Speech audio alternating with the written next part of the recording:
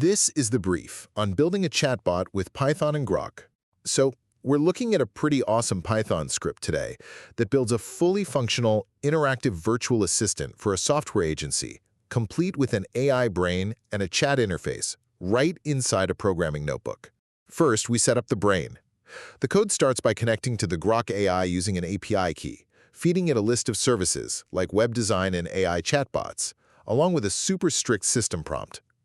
Think of this like handing a new sales employee a highly specific playbook. The bot is strictly instructed to greet you, ask for your exact requirements, calculate a timeline and price, and get to a deal-locked stage, or immediately flag a human if the budget is an issue. Second, let's talk about the face of the bot. The script actually uses a cool tool called AI widgets to build a familiar ChatGPT-style user interface.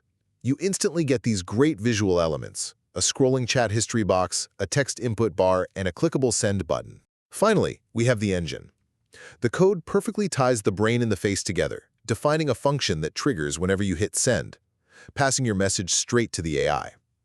But how does the bot know to speak first? Well, the final block of code forces an initial API call to the Groq AI to generate a greeting right away, literally kickstarting the conversation before you even type a word. Basically, in just a few blocks of Python code, you get a complete, miniature AI sales funnel ready to interact with clients.